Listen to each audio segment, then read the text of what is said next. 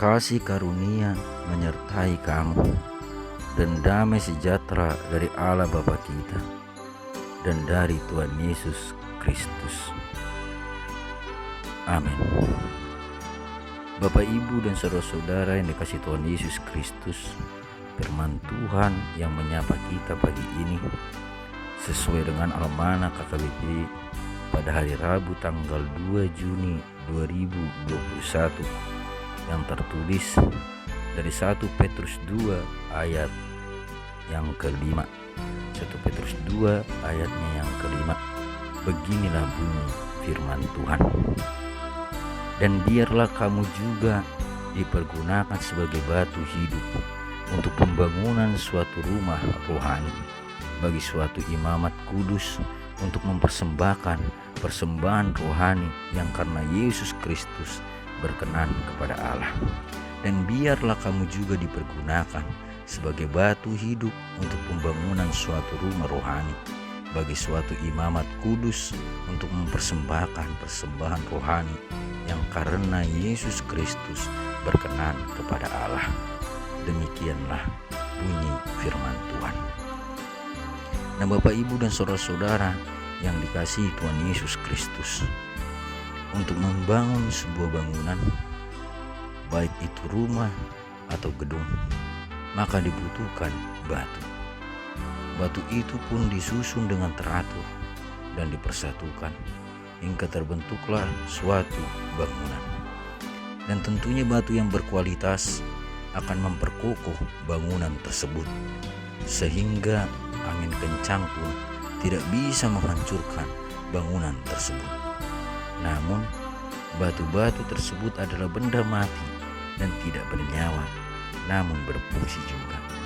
Nah, nas kita saat ini, saudara-saudara, mengajak umat Tuhan untuk menjadi batu yang hidup untuk pembangunan rumah rohani.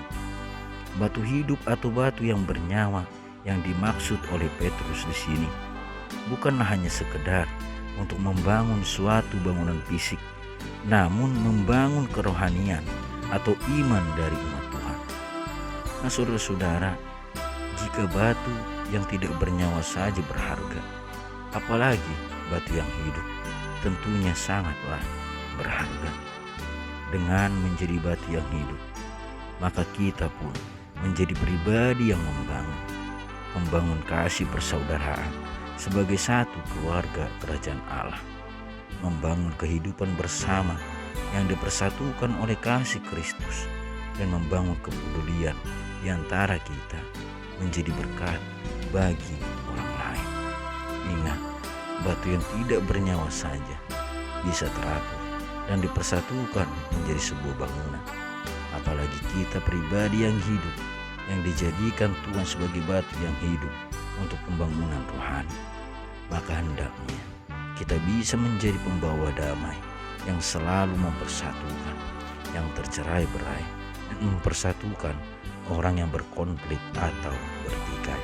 Itulah sebabnya, saudara-saudara, dalam firman Tuhan dikatakan 1 Korintus 3:16, tidak tahukah kamu bahwa kamu adalah bait Allah dan bahwa Roh Allah diam di dalam kamu? Nah, saudara-saudara, gereja seperti bangunan fisik yang dibangun dengan batu yang mati hanyalah sebagai tempat bagi orang-orang yang percaya untuk bersekutu dan memuji Tuhan. Namun bangunan yang sesungguhnya adalah kita, umat Tuhan, yang menjadi batu yang hidup. Kita yang menjadi pribadi imamat kudus yang datang membawa persembahan rohani, yaitu mempersembahkan hidup kita untuk kemuliaan Tuhan.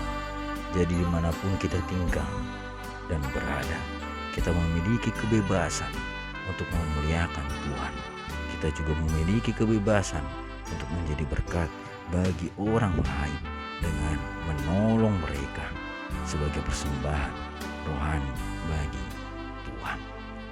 Dan kiranya Tuhan memberkati kita untuk tetap menjadi batu yang hidup untuk pembangunan rumah rohani. Amin.